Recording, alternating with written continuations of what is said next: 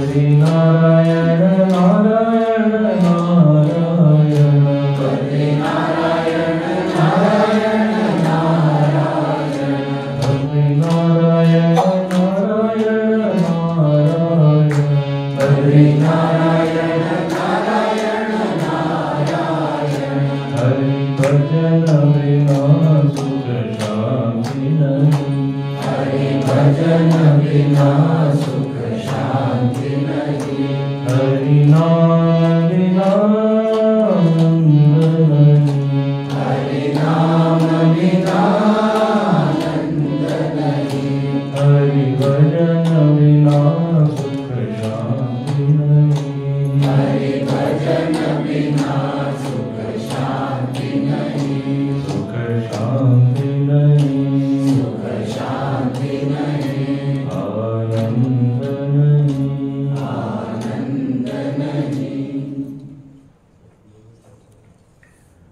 ओम अजाय नमः, ओम अव्ययाय नमः, ओम अविनाशिने नमः, ओम अचिन्त्याय नमः, ओम अप्रमेयाय नमः, ओम अद्वितीयाय नमः, ओम अनिकेताय नमः, ओम अनुशासनप्रियाय नमः, ओम अन्तःसाक्षिणे नमः, ओम अन्तर्यामिने नमः, ओम आनन्दाय नमः, ओम आत्मस्वरूपाय नमः, ओम आनन्दभाषाविदुत्तमाय नमः, ओम ईश्वराय नमः, ओम उदारहृदयाय नमः, ओम उत्साहवर्धकाय नमः, ओम एकस्मै नमः, ओम ओंकारनिधे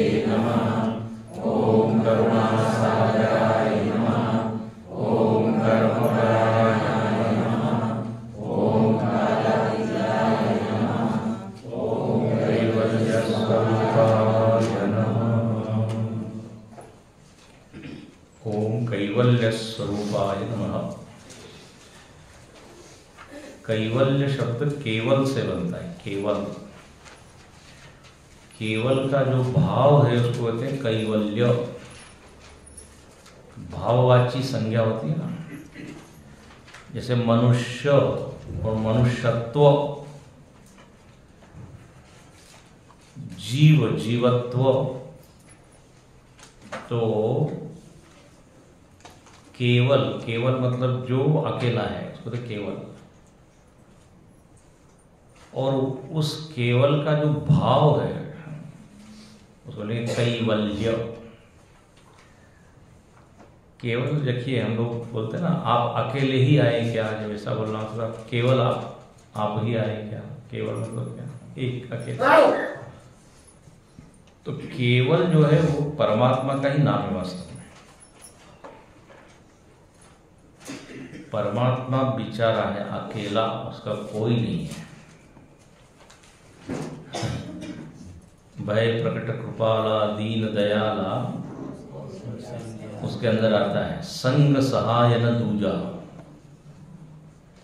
अकेला है। तो बाकी सब तो 2 3 4 है। तो उस अकेले में जो जुड़ गया वो क्या हो गया, कैवल्य। उस एक का भाव जिसको प्राप्त हो गया उसको बोलते कैवल्य।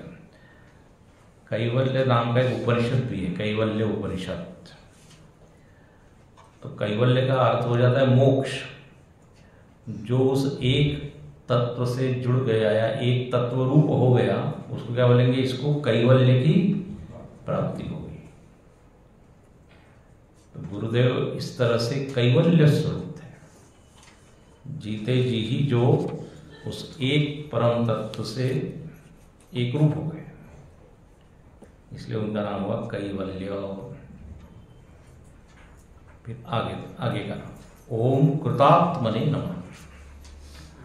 कृतात्मने नमः मतलब जिसने अपने प्रयत्न से अपने आप को क्या कर लिया, कृतकृत्य कर लिया। कृतात्मने मतलब जिसने अपने आप को बनाया।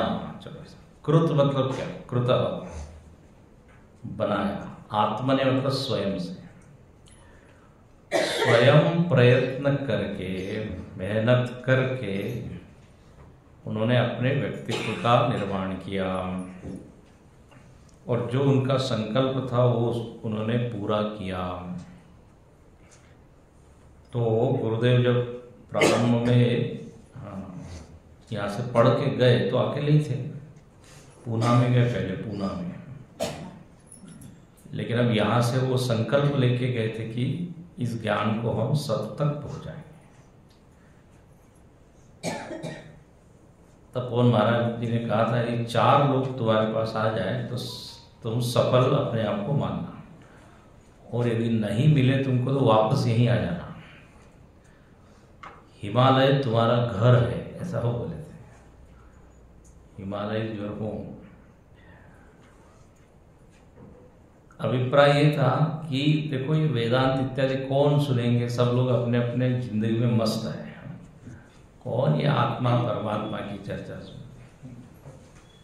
तपोवन जी को तो ऐसा थोड़ा भाव था, इसलिए वो स्वयं बोले जिसको ये ज्ञान प्राप्त करना है ही शुड कम हियर, इसलिए वो तो यहीं रहते थे। लेकिन गुरुदेव ने उनके मन में एक अलग ही योजना, संकल्प, तो अकेले ही गए 1951 के आसपास, है ना। और पूना में जो उन्होंने प्रवचन किया, पहले दिन सही में 4 लोग ही थे, 4-5 इंक्लूडिंग वक्ता, लेकिन उन्होंने ठान लिया था कि हम इसको सबको बताएंगे, इतना बढ़िया ज्ञान है, सब लोग वंचित हैं। अब देखिए बिल्कुल शून्य से उन्होंने शुरुआत की, स्वयं ही ना प्रवचन कर रहे हैं। उसके बाद अंतिम दिन वो प्रसाद पुस्तिका देने का उन्होंने एक परंपरा, अपने आप पे बोले हम खाने का प्रसाद नहीं देंगे, क्या बुद्धि का प्रसाद। उनकी हर एक नवीन आइडियाज थी, बड़े क्रिएटिव थे उस समय। हाँ, उन्होंने ऐसी आइडिया थी, तो खुद ही वो पूरा लिखते थे, कोई प्रिंटिंग विंटिंग तो नहीं, कोई पैसा ही नहीं है, कुछ भी नहीं है, खुद ही लिख रहे हो, खुद ही। वो साइक्लो स्टाइल मशीन थी, अब तो जेरॉक्स हो गए ना, पहले वो हाथ से, तो वो खुद तैयार करके वो आखिरी दिन सबको बांट रहे हैं। अच्छा, और तो और दिल्ली में वो गए, दिल्ली में 2-3 महीने का यज्ञ, बोले जब तक आगे का कोई बुलाया नहीं तो करते रहो क्योंकि कोई, लेकिन हजारों की संख्या में लोग आने लगे। लेकिन आपको मालूम है उन्होंने प्रचार कैसे किया? खुद ही प्रचार करते थे, साइकिल पे। हाँ, साइकिल पे। ज्योतिर्मयानंद जी थे, साइकिल में या रिक्शा में ड्रेस बदल लिया और भोंगा लेके, आज शाम को स्वामी चिन्मयानंद जी का प्रवचन है, हिमालय से आए हैं, शाम को एक ड्रेस बदल के, देखिए अद्भुत। उसमें उनको कोई लज्जा भी नहीं, कुछ नहीं, उनका कॉन्फिडेंस देखिए, और संकल्प कितना दृढ़ रहा होगा, इसलिए आगे उनका एक नाम आएगा, दृढ़ स्वरूप है, दृढ़ निश्चयाय नमः। तो साइकिल पे पीछे बैठ के जा रहे हैं, अनाउंस कर रहे हैं कि चिन्मयानंद जी का कैसा अजीब लग सकता है। तो इसलिए उनके लिए कहा गया क्या कि कृतात्मा है, जिन्होंने खुद प्रयत्न करके ये सब किया, और उसके बाद तो फिर लोग जुड़ते चले गए उनसे। तो इसका मतलब ये है कि यदि आप संकल्प ऊंचा रखिए और शुद्ध संकल्प होगा, आगे उनका एक नाम है सत्य संकल्प आएगा, तो भगवान भी फिर उसमें क्या मदद करते हैं। तो ऐसे प्रयत्न करने वाले कृतात्मने नमः। उसका अगला नाम है ओम कृतकृत्याय नमः। कृतकृत्य शब्द आता है, कृतकृत्य मतलब जो करना था वो कर लिया, उसको बोलते कृतकृत्य। हम जब अपना हम जब अपना कर्तव्य पूरा करते हैं तो उसके बाद कृतकृत्यता की अनुभूति होती है। हाँ, जो हमको करना था वो कर लिया। बच्चों की शादी हो गई, उनका पढ़ाई लिखाई, तो माता पिता धन्यता का अनुभव करते हैं, उसको तो कृतकृत्यता। जो करना था वो किया। तो जीवन का जो वास्तव में कर्तव्य है वो तो भगवत प्राप्ति ही है, आत्म प्राप्ति। तब तक पूर्ण कृतकृत्यता नहीं आ सकती। बाकी जो हम कर्तव्य पूरा करते हैं तो उससे थोड़ी देर के लिए पूर्णता या तृप्ति मिलती है, लेकिन हमेशा के लिए यदि पूर्णता की अनुभूति चाहिए तो बोले ये तो आत्मज्ञान से ही हो सकता है। हनुमान जी ने भी शब्द बोला है, अवकृतकृत्य भयउमय माता। मालूम है आपको, सुंदरकांड में जब सीता जी को उन्होंने संदेश दिया, सीता जी बड़ी खुश हो गई। बताइए, लंका में इतने दूर समुद्र के पार कोई आ रहा है तो देखिए कितना आनंद हुआ होगा। अकेली सीता जी है और रावण रोज आके धमका रहा है। तो जब संदेश उन्होंने सुना है तो इतनी वो प्रसन्न हो गई। जब व्यक्ति प्रसन्न होता है खूब देने का मन होता है। तो एक के बाद एक उन्होंने आशीर्वादों की झड़ी लगा दी। अजर अमर गुण निधि सुत हो, है ना, और क्या है नहीं मालूम। तुम अजर हो जाओ, अमर हो जाओ, गुणों के भंडार हो जाओ। किसको बोल रहे हैं? हनुमान जी। इसलिए देखिए हनुमान जी चिरंजीव है कि नहीं? हनुमान जी चिरंजीव है वरदान का। अष्ट सिद्धि नव निधि के दाता, असबर दीन जानकी माता। तो बहुत सारे वरदान दिए, लेकिन हनुमान जी चुप बैठे हैं। हनुमान जी ने बोला ओके ओके, ऐसा बोला होगा हमारी भाषा में, ठीक है। तो सीता जी को लगा कि इनको अभी तक मनोवांछित जो इनकी इच्छा है वो वाला वर अभी दिया नहीं है। तो बोले, सीता जी ने सोचा कि इनको सबसे ज्यादा प्रेम राम जी से है, तो ऐसा कुछ देना पड़ेगा राम जी से संबंधित वर, तब जाके ये प्रसन्न। और सीता जी ने दिया भी वही कि करहु बहुत रघुनायक छोहू। बोले मैं वर देती हूं कि राम जी तुमसे बहुत प्रेम करें।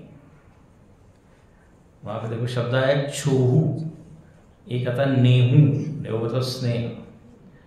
तो तुलसीदास जी कहते हैं जो बड़ा व्यक्ति छोटे से प्रेम करता है तो छोहू, और छोटा बड़े से करता है तो नेहू। रामायण में भी बारी बारी। तो सीता जी ने क्या वरदान दिया? राम जी तुमसे प्रेम करें। तुम तो राम जी से करते ही हो, लेकिन देखो प्रेम पूरा तब होता है जब दोनों तरफ से हो ना। हम तो भक्ति कर रहे हैं लेकिन भगवान नोट ही नहीं कर रहे कि हम प्रेम, हम जब कर रहे हैं उनका ध्यान ही ना हो। तो सीता जी ने ऐसा वरदान दिया कि राम जी तुमसे प्रेम। बस हनुमान जी को यही चाहिए था, और तब हनुमान जी ने बिल्कुल यही शब्द बोला है, अब कृतकृत्य भयोमय माता। जो मुझको पाना था पा लिया। भगवान का यदि आशीर्वाद और भगवान के गुड बुक में यदि मेरा नाम आ जाए तो बस, हाँ, ये है कृतकृत्यता। पूज्य गुरुदेव भी ऐसे कृतकृत्य थे। तपोवन जी महाराज ने जब उनका सुना है तो उनके पत्र वगैरह लिखते हैं तपोवन जी महाराज, और इतने खुश हुए हैं, उन्होंने इतने आशीर्वाद दिया। अरे तुम जिस संकल्प को लेके गए थे वो संकल्प तुम्हारे सत्य हो रहे हैं। तो गुरुदेव को कितना अच्छा लगा हुआ किया, तो इसलिए उनका नाम कृतकृत्य था। अच्छा, तपोवन जी महाराज गुरुदेव को भी चिन्मयानंद जी लिखते थे पत्र में। चिन्मयानंद जी शिष्य है फिर भी, क्योंकि यहाँ तो सब एक महात्मा एक दूसरे को जी लगाते हैं। तपोवन जी की भी देखिए महानता। तो गुरुदेव के जब गुरुदेव को आशीर्वाद मिला है तो कृतकृत्यता तो प्राप्त होना ही है। तो इसलिए उनका नाम है कृतकृत्याय। फिर अगला नाम है ओम गीता ज्ञान यज्ञ प्रचारकाय नमः। ये तो बहुत ही महत्वपूर्ण नाम है, क्योंकि गुरुदेव पर्यायवाची किसके? गीता के। 30-40 साल पहले जब गुरुदेव बिल्कुल फॉर्म में थे, तब गीता मतलब चिन्मयानंद। सभी महात्मा लोग गुरुदेव के पास ही भेजते थे, बोले गीता सीखना है तो उनके पास जाओ। तो गीता ज्ञान यज्ञ, गुरुदेव ने देखो ये भी क्रिएटिव कितने हैं। गीता ज्ञान यज्ञ, ज्ञान यज्ञ ये उनका शब्द नहीं है, तो गीता में ही है शब्द, है ना। ज्ञान यज्ञ गीता में आता है, कौन से अध्याय में? स्वामी जी इतना मत पूछिए, बस 4थे अध्याय में आता है। श्रेयान द्रव्यमयाद यज्ञात ज्ञान यज्ञ परंतप। 12 प्रकार के यज्ञ बताए, उसमें सबसे श्रेष्ठ बताया ज्ञान यज्ञ। तो गुरुदेव ने वही शब्द उठा लिया, और उसके बाद से देखिए अब सब जगह ज्ञान यज्ञ ज्ञान। श्रीमद् भागवत ज्ञान यज्ञ, आप देखें ना, गुरुदेव ने इसको समाज में ये शब्द प्रचारित किया। नहीं तो क्या बोलते थे, व्याख्यान माला, प्रवचन माला, ऐसे भी शब्द आते हैं। तो ज्ञान यज्ञ की उन्होंने परंपरा शुरू की, और कितने ज्ञान यज्ञ किए हैं उन्होंने? 533 के लगभग ऐसा, और मैं एक्चुअली बताऊंगा 530।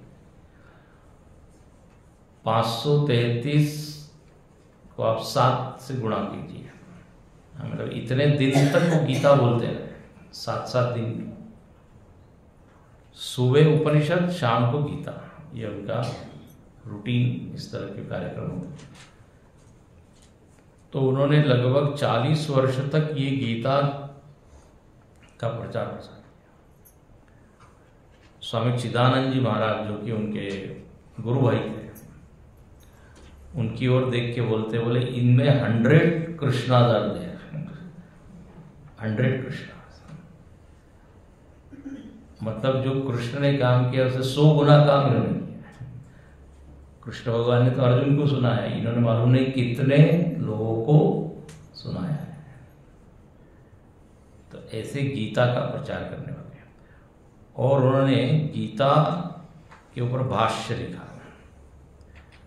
होली गीता आज भी बहुत प्रसिद्ध है, सब अनेक भाषाओं में भी उसका क्या अनुवाद हुआ है। गीता के ऊपर उन्होंने 2-3 पुस्तकें लिखी। रेडियो पर उस समय उनके टॉक्स होते थे, 10 मिनट का या 5 मिनट का, गीता के ऊपर ही लेक्चर्स।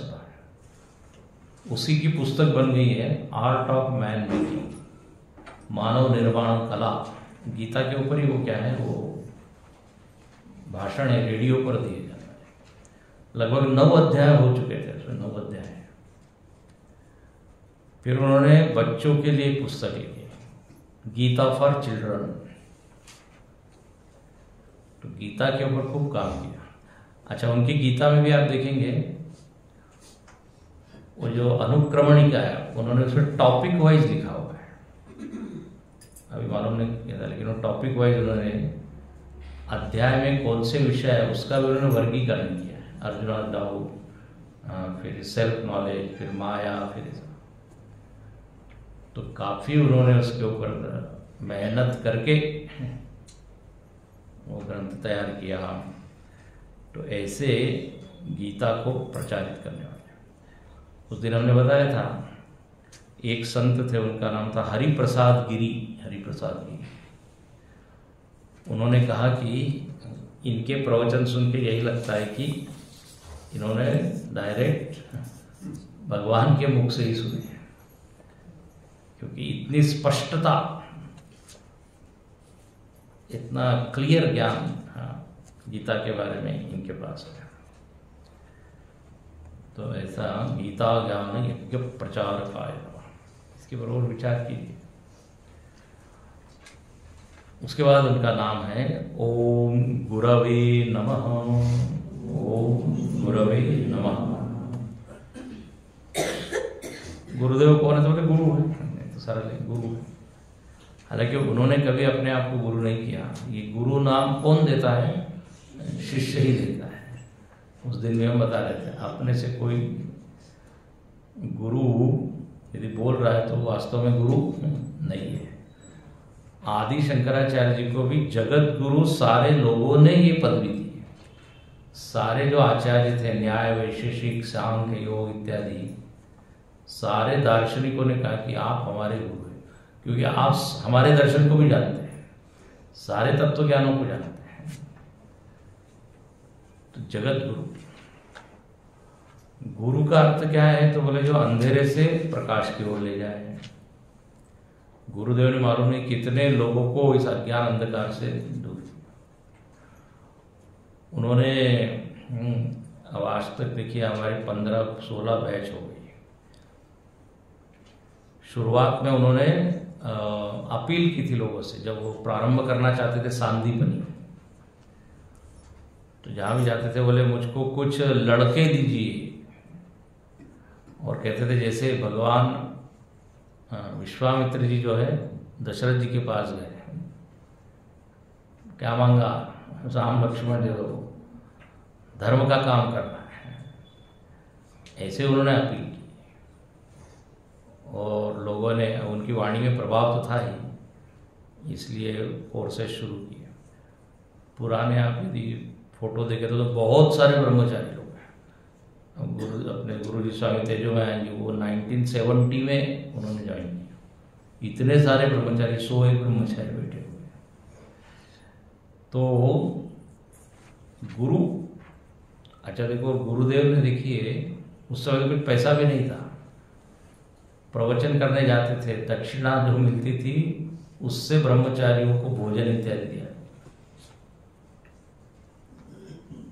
कितना उन्होंने मतलब ध्यान दिया विद्यार्थियों की ओर, स्वयं मेहनत की। बोले हमारे भरोसे आए हैं घर द्वार छोड़ के, तो अब मेरा कर्तव्य है हाँ कि इनका पोषण पालन करना। तो इन ट्रू सेंस गुरु मतलब केवल ज्ञान दे यही नहीं, गुरु में शिष्य के प्रति क्या प्रेम हो, वात्सल्य भाव हो, तब तो वो गुरु है। तो वास्तविक अर्थ में गुरु है। और गुरु का, वैसे गुरु के बहुत सारे अर्थ हैं। एक अर्थ मैंने अच्छा सुना, गुह्याम अर्थाम रौति घोषयति इति गुरु। बोले जो गुह्य मतलब छिपे हुए अर्थों को प्रकट करके बताए वो है गुरु। शब्द तो है सामने, लेकिन अर्थ छिपे हुए हैं। ये ज्ञान पूरा जो है लॉक है, किसमें? शब्दों में। उसकी चाबी किसके पास है? गुरु के पास। गुरु के बिना वो ज्ञान बंद रहता है। तो गुरुदेव ने एक एक वाक्य शब्द के अर्थ खोल खोल के बताए, इसलिए उनको हम कह सकते हैं गुरु। तो ओम गुरवे नमः। अगला नाम थोड़ा जल्दी जल्दी हम कर रहे हैं क्योंकि हमको पूरा करना है। ओम गुणातीताय नमः। ओम गुणातीताय नमः।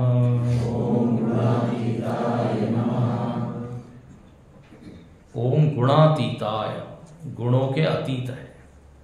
गुण मतलब त्रिगुण, सत्वगुण, रजोगुण, तमोगुण।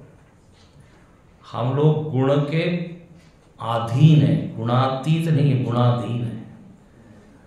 हाँ, कभी सत्व गुण आता है, कभी रजोगुण आता है, कभी तमोगुण आता है, और उसके प्रभाव में हम आ जाते हैं। तत्त मूड हमारा हो जाता है। कभी कभी एकदम ध्यान बड़ा अच्छा लगता है, कभी जो है केवल नींद ही आती है, कभी इतना मन चंचल होता है। तो इसका अर्थ क्या है? गुण के गुलाम है, गुण के गुलाम। गुणातीत यदि कोई चीज है तो केवल आत्म तत्व है, जो गुणों से परे है। और चूंकि जो ब्रह्म ज्ञानी हो ब्रह्म ही रूप हो जाता है, ब्रह्मविद ब्रह्मैव भवति, जानत तुम ही होई जाई। जो ब्रह्म को जानता है वो ब्रह्म रूप हो जाता है। तो ब्रह्म यदि गुणातीत है तो ब्रह्म ज्ञानी भी क्या है? गुणातीत है। उसके अंतःकरण में गुण तो आएंगे जाएंगे, लेकिन वो अप्रभावित, वो गुणों से जुड़ता नहीं, गुणासक्त नहीं होता। 14वें अध्याय में गुणातीत का वर्णन हुआ है। यहां पर एक घटना का वर्णन है कि CCMD अपने बंबई में गुरुदेव ने किसी ब्रह्मचारी को बुलाया किसी काम से, और वो ब्रह्मचारी आने में कुछ हो गया होगा, तो 1-2 दिन लेट हो गया। तो गुरुदेव बहुत नाराज हुए, और जब गुरुदेव नाराज होते थे सब घबरा जाते थे। गुरुदेव को गुस्सा जबरदस्त था। लेकिन गुरुदेव का गुस्सा कैसा था मालूम है? उसको कहते हैं issue based, not person based. ये गुणातीत का स्वभाव। हम जो है व्यक्ति को लेके क्रोधित करते हैं और हमेशा के लिए फिर उसके प्रति एक मनमुटाव सा हो जाता है। किसी इशू को लेके यदि आप नाराज हुए तो बात अलग है, लेकिन व्यक्ति से द्वेष के कारण जो गुस्सा होता है, उसके कारण संबंधों में क्या हो जाता है? तनाव, संबंध विच्छेद। तो कोई काम नहीं हो रहा है इसलिए आप डांट रहे हो, तो ठीक है, तो काम हो गया, फिर वापस। तो हुआ ही कि वो ब्रह्मचारी पे बड़े नाराज हो गए। कोई सब लोगों को लगा अब आज तो कुछ क्लास भी नहीं होगी, आज कुछ नहीं, क्योंकि मूड एक बार। लेकिन उसी भीड़ में वहां पर एक छोटी बच्ची आई, वो कुछ फूल वूल लेके आई। उसके साथ इतने प्रेम से वो बोल रहे हो, इतने हंसी में और मजाक में, लोग देखते ही रह गए। एक क्षण पहले इतना गुस्सा और दूसरे क्षण एकदम। तो मालूम पड़ता है कि किसी के प्रति वो इतने अधिक, व्यक्ति के प्रति क्या कहते हैं, द्वेष या क्रोध, ऐसा नहीं था। दूसरे दिन वही ब्रह्मचारी मिलने आया तो बहुत आनंद से उससे मिल गया। वो जरा घबरा रहा था और गुरुदेव ने उसको हृदय से लगा दिया। तो उसने बड़ा अच्छा कहा, बोले यदि नाराज होने के बाद यदि गुरुदेव का स्पर्श मिले तो गुरुदेव नाराज होते रहे हम पर। If I get. तो इसको क्या कहते हैं? गुणातीत। गुणातीत के लिए उदाहरण है, मतलब उस गुण में बह जाना हमेशा के लिए ऐसा नहीं है, तत्काल के लिए विस्तरे होना, उसके बाद ये होना चाहिए। जैसे मैंने उस दिन उदाहरण ये दिया था, जैसे पानी के ऊपर कोई चल रहा है तो उसके फुटप्रिंट होते नहीं है, या ऐसे आकाश में क्या चलता है, कोई पक्षी। ऐसे ही इनके मन में जो गुस्सा है, नाराजगी है, वो हमेशा के लिए उनके अंतःकरण में ऐसे प्रिंट नहीं होते। ये होना चाहिए, भूल जाना चाहिए। गुरुजी बड़ा अच्छा सुनाते हैं, बोले छोटे छोटे बच्चे आपस में झगड़ते हैं और 2 मिनट के बाद वो फिर प्रेम भी करने लगते हैं, मित्र बन जाते हैं। लेकिन उनकी माता जी लोग हमेशा के लिए झगड़ते, उनके मन में बैठ जाता है। वो उनके जो बेटे हैं वो तो आपस में तो सर कड़ा नहीं होना चाहिए, कठोर नहीं होना चाहिए, बह जाना चाहिए। तो इसलिए इनका नाम है गुणातीत। गीता में भी आता है, प्रकाशं च प्रवृत्तिं च मोहमेव च पांडव न द्वेष्टि संप्रवृत्तानि न निवृत्तानि कांक्षति। बोले ये सत्वगुण, रजोगुण, तमोगुण आता है, उसके मन में भी आता है, क्योंकि हम प्रकृति के द्वारा बने हुए, त्रिगुण से ही बना हुआ ये पूरा कार्यकरण संघात, ये शरीर, सूक्ष्म शरीर, स्थूल शरीर, त्रिगुण तो आएंगे ही, लेकिन वो त्रिगुण से जुड़ना नहीं है बहुत ज्यादा। तो इस तरह आत्मा का जो स्वभाव है वही आत्मज्ञानी का होता है, इसलिए गुणातीता है। फिर अगला नाम है ओम ग्रंथकृते नमः। ओम ग्रंथकृते नमः।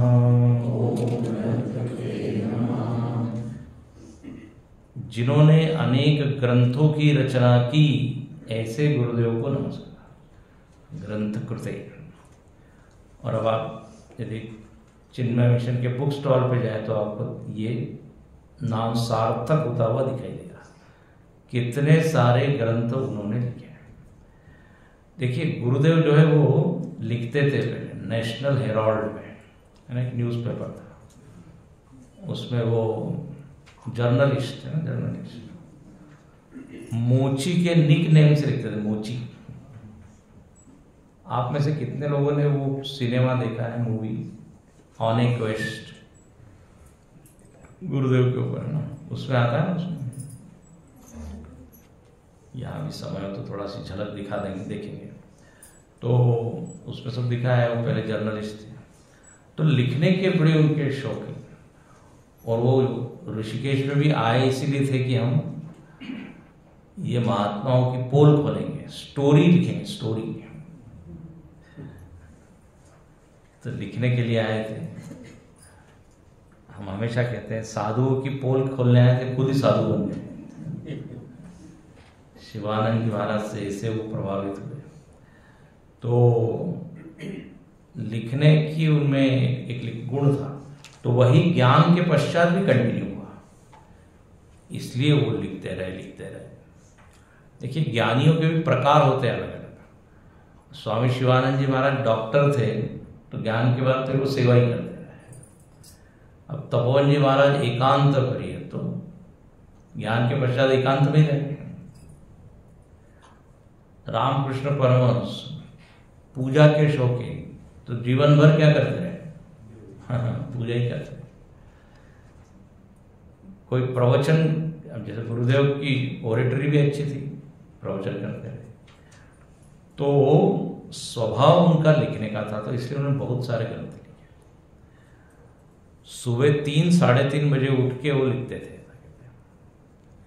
उनके एक सेवक थे शिवराम जी, आपने से देखा होगा कि लोगों ने शिवराम जी को सिद्धवाड़ी में, वो 3 बजे कॉफी, गरम कॉफी उनको लगती। शिवराम जी कहते हैं कई बार वो कॉफी वैसी रह जाती थी, तल्लीन वो लिखने में होते रहते थे, दूसरी कॉफी बना के खानी पड़ती। तो देखो इतनी उन्होंने मेहनत की है, और ग्रंथों की क्या हम रचना की।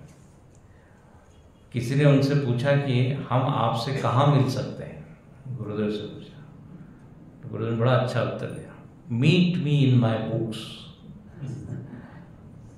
यदि मुझसे मिलना हो तो कहाँ मिलो? मेरे पुस्तक में। मेरे विचार, मेरी योजना, मेरी जो इच्छा, वो सब किसमें? पुस्तकों में। बिल्कुल सही बात है। जैसे भगवान कृष्ण से मिलना हो तो कहाँ जाना पड़ेगा? गीता में। क्योंकि गीता को क्या कहा है? गीता में हृदयम पार्थ। गीता में भगवान ने अपना हृदय उधर कर दिया। क्या अच्छा लगता है भगवान को, क्या अच्छा नहीं, उन्होंने सब बताया। क्या जानना चाहिए, क्या त्यागना चाहिए। अब कृष्ण साक्षात तो है नहीं, इतनी तो भक्ति है नहीं। बिल्कुल यही बात गुरुदेव के साथ। इसलिए जब उनके शब्दों को आप पढ़ते हैं तो एकदम लगता है कि उनमें कितना जोश होगा, कितना बड़े भारी भारी शब्द है, पावरफुल शब्द है।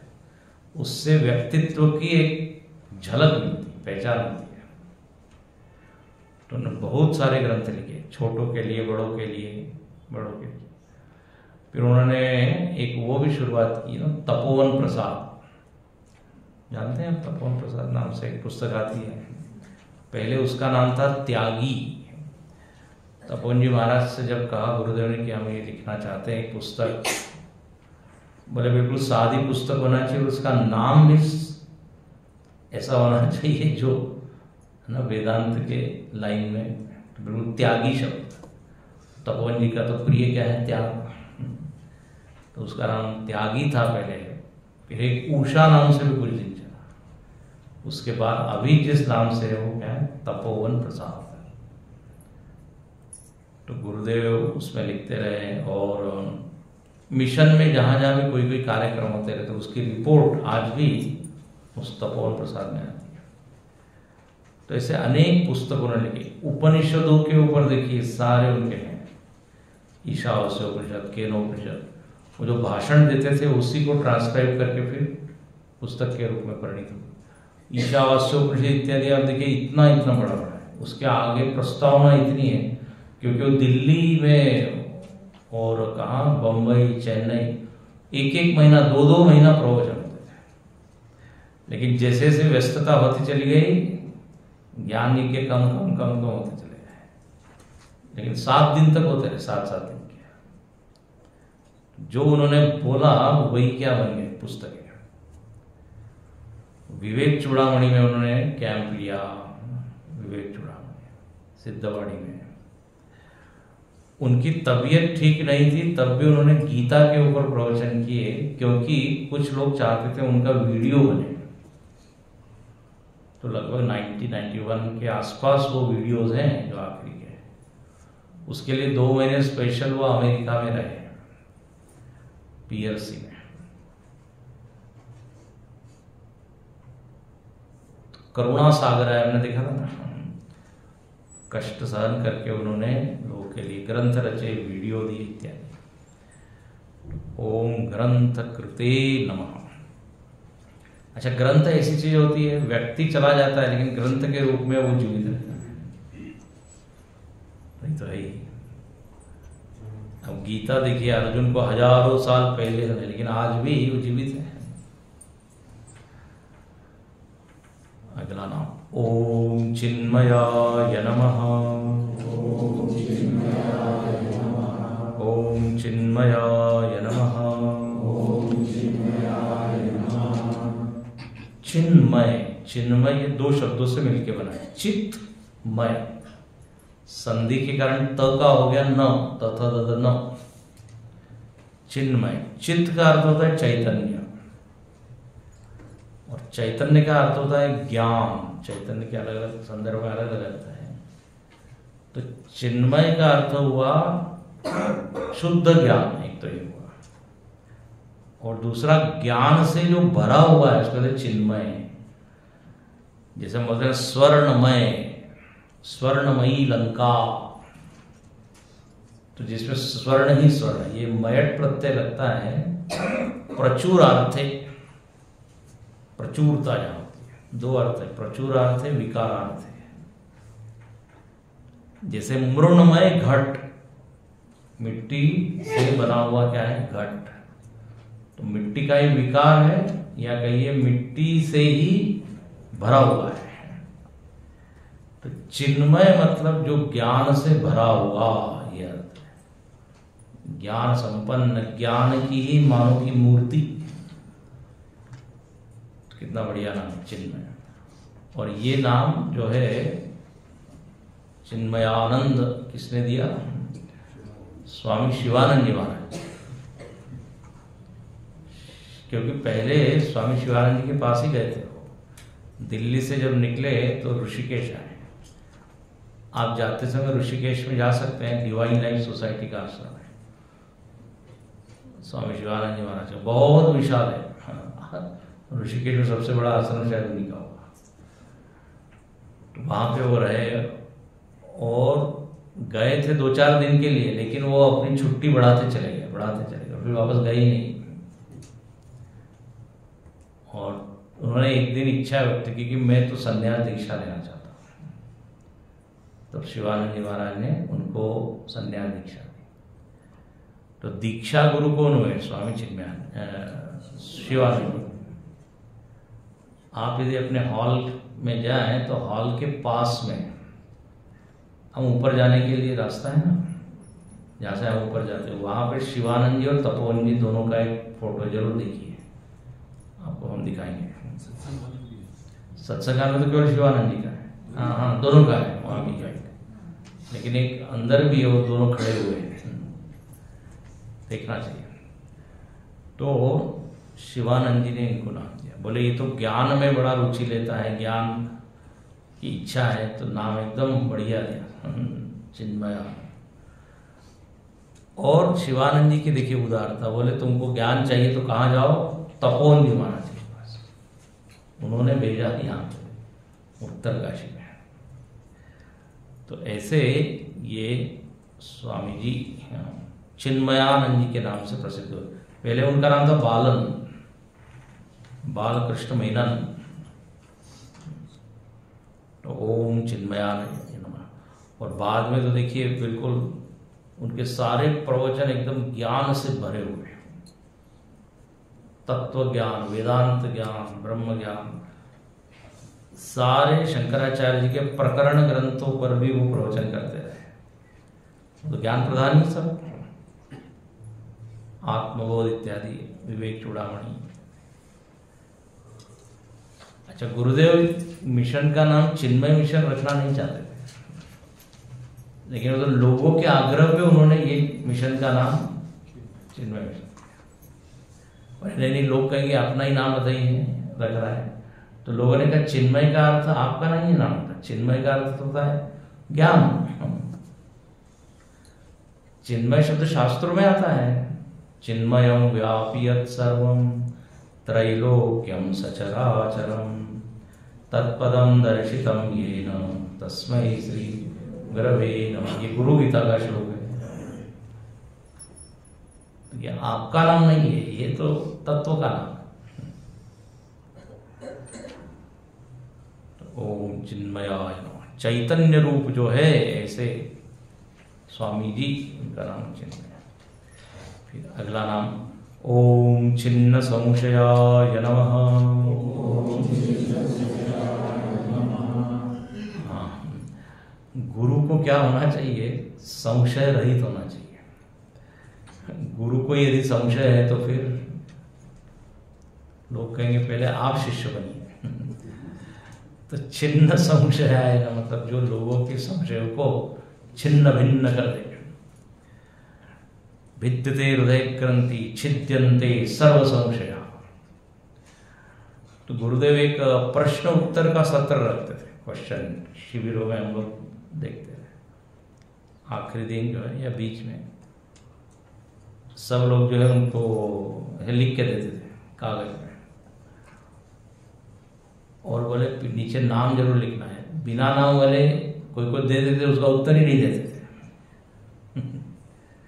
एनोनिमस नहीं, नाम भले वो अनाउंस नहीं करेंगे लेकिन नाम जरूर होना चाहिए। और उत्तर देने के बाद वो कागज से फाड़ के फेंक देते थे, क्योंकि हो गया ना संशय छिन्न, छिन्न संशय। अच्छा, वो कहते थे कि मैं उत्तर तो दूंगा, और उन्होंने कहा कि मैं तुम्हारे संशयों को दूर नहीं कर सकता। ऐसा यदि आप अपने संशय से प्रेम कर रहे हो, कई बार होता है अपने प्रश्नों से लोग को प्रेम करते हैं।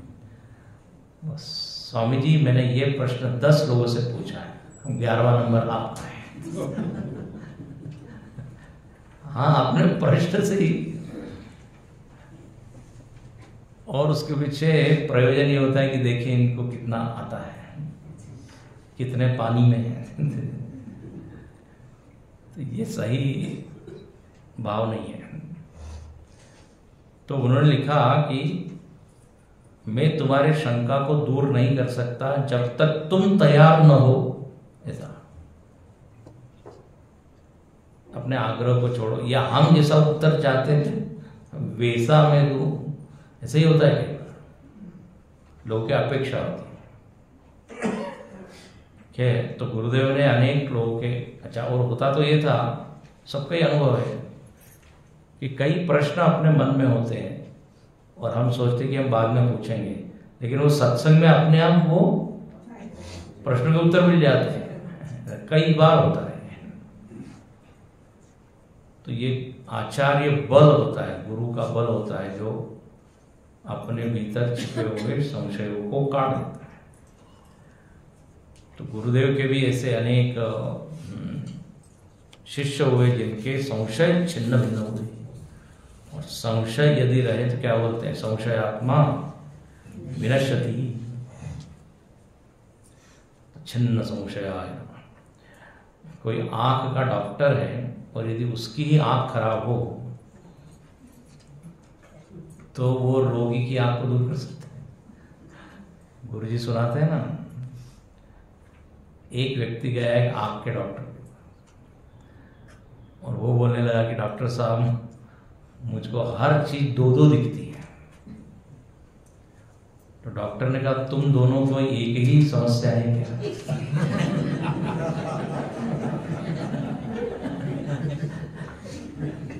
समझ आ गया ना? उसने कहा हरिओम हम चलते हैं। तो जो खुद ही गड़बड़े हो, तो जिसका ज्ञान स्पष्ट हो वही दूसरे के अज्ञान को दूर कर सकता है। इसलिए छिन्न समझ, इसलिए लिखते ना श्रोत्रिय ब्रह्मनिष्ठ, गुरु के आगे दो विशेषण लगाते। जिसने श्रोत्रिय मतलब शास्त्रों को सुना है, और सुना ही नहीं जो उसमें स्थित भी है, केवल पुस्तकीय या शाब्दिक ज्ञान नहीं है, वही वास्तविक गुरु है। अगला, ओम जगदात्मने नमः। ओम जगदात्मने नमः।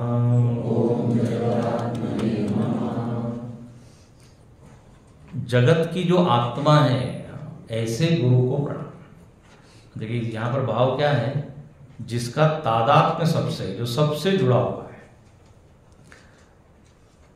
किसी एक से जुड़ा हुआ है या एक में ही बद्ध है ऐसा नहीं, पूरे जगत की जो आत्मा है उसको जगत आत्मा।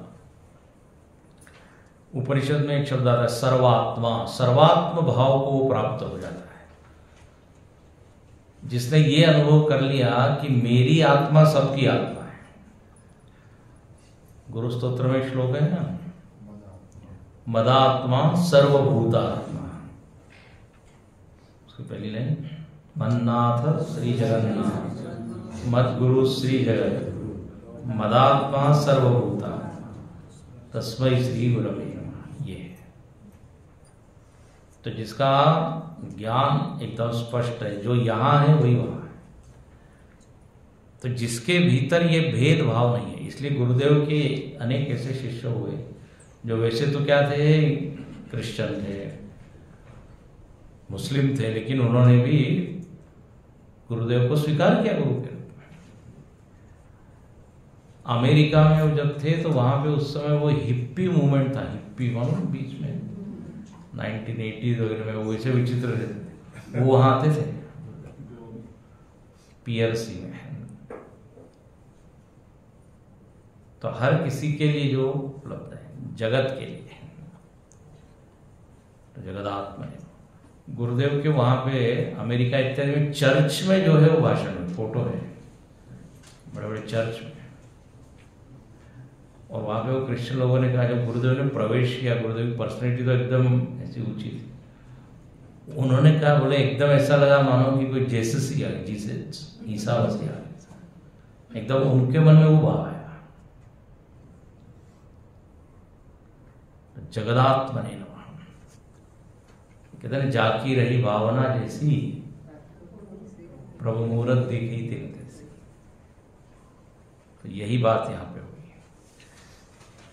फिर अगला नाम है ओम जगत साक्षिणे नमः। हाँ, तो ये भी लगभग वैसा ही है, जो जगत के साक्षी है। साक्षी का अर्थ तो आपको बताया था हमने, हाँ विटनेस, और विटनेस का अर्थ भी बताया था कि जो सबको देखता तो है लेकिन सबसे अप्रभावित रहता है, ये है। और ये बिल्कुल देखी हुई बात है, सुनी हुई बात है। किसी ने कहा कि गुरुदेव आप ने इतना बड़ा ये मिशन बनाया है, अब आगे ये रहेगा कि नहीं, आपको इसकी चिंता होती है क्या? तो बोले अभी मेरे को कोई चिंता नहीं है, अभी भी यदि समाप्त हो जाए तो मुझको कोई फर्क पड़ने वाला नहीं है। ले बोले मुझको लगा कि ये बनना चाहिए इसलिए मैंने बनाया। अब आगे के लोगों को यदि लगेगा कि ये अच्छी चीज है तो दे विल कंटिन्यू। इसको कहते हैं बिल्कुल असंग।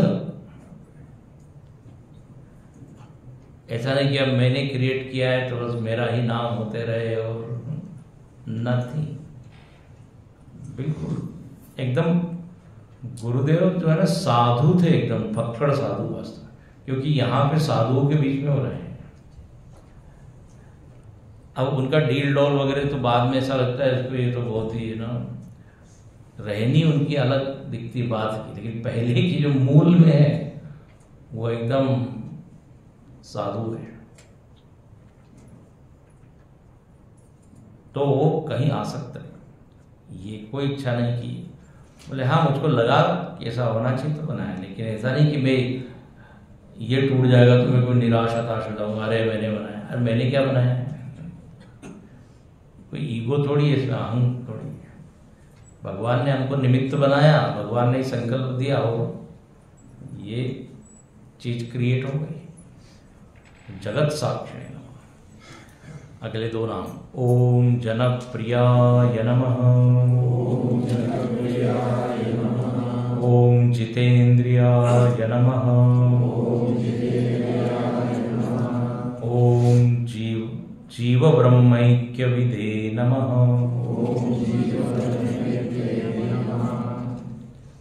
ओम जनप्रियाय नमः। ये तो बड़ा अच्छा है, जनप्रिय, सब लोगों के प्रिय।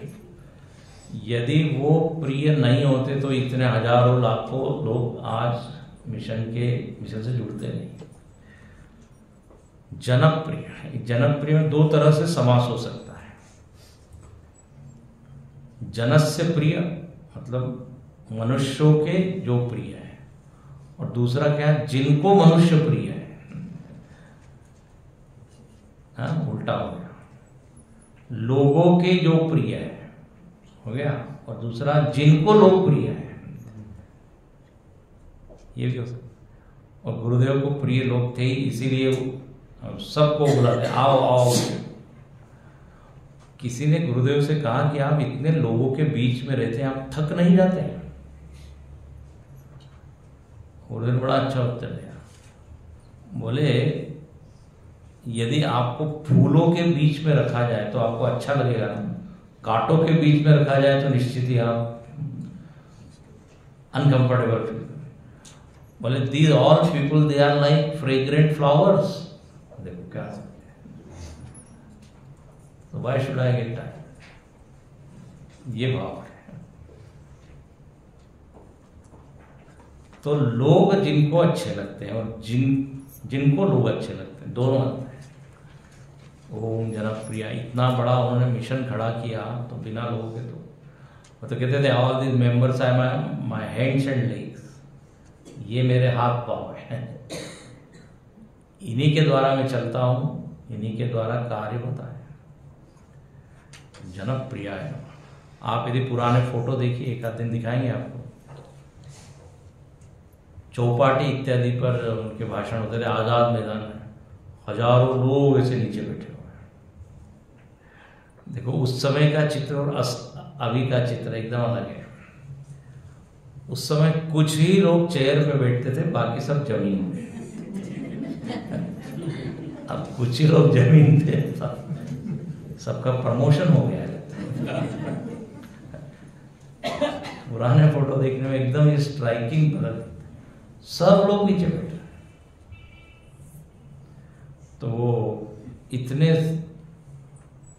हजारों जनप्रिय। फिर कहते जितेंद्रियाय नमः। हाँ, जिन्होंने क्या है, इंद्रियों पर विजय प्राप्त की है।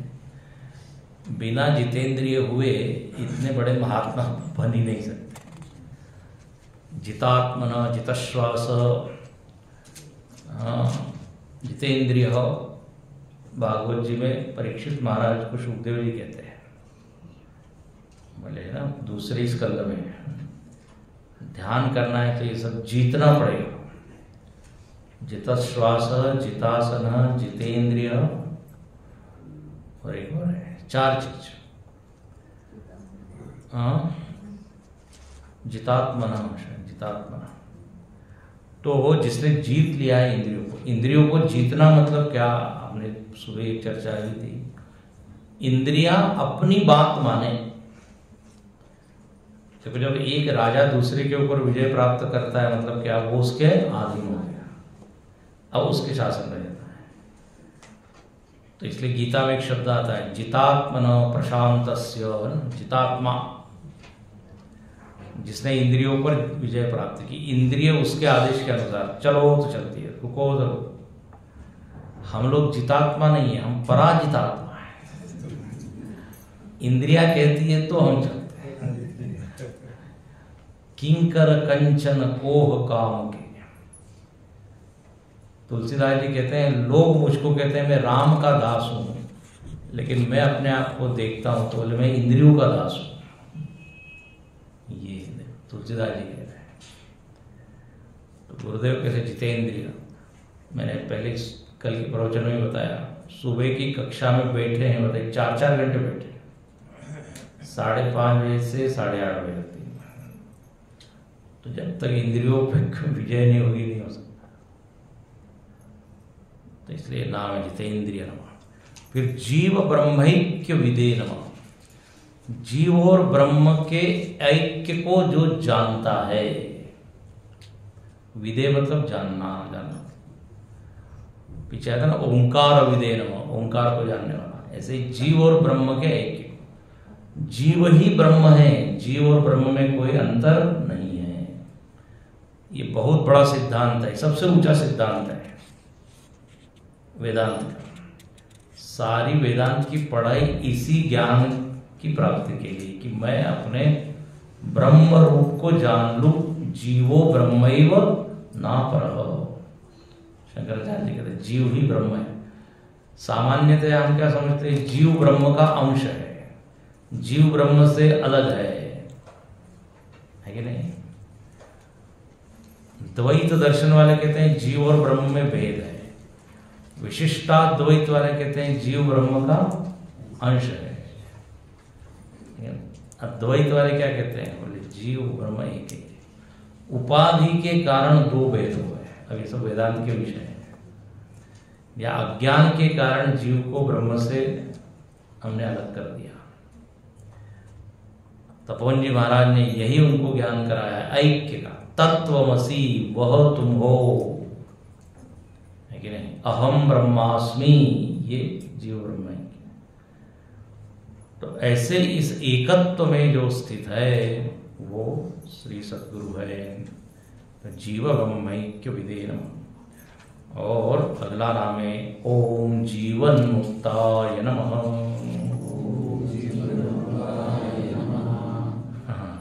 जीते जी ही जो मुक्त है, कहीं भी अटके नहीं, कहीं भी फंसे नहीं, जीवन मुक्ताय नमः। और ये जो हम स्थित प्रज्ञ का वर्णन पढ़ रहे हैं वही है। सर्यस सर्वत्रानभिस्नेह तत्त प्राप्यम शुभाशुभम। अगली पंक्ति, स्वामी जी अभी गीता की क्लास नहीं है। ना भी नंदति न द्वेष तस्य प्रज्ञा प्रतिष्ठिता। तो जीवन मुक्त का जो वर्णन हम पढ़ रहे हैं उसके साक्षात उदाहरण मतलब गुरुदेव।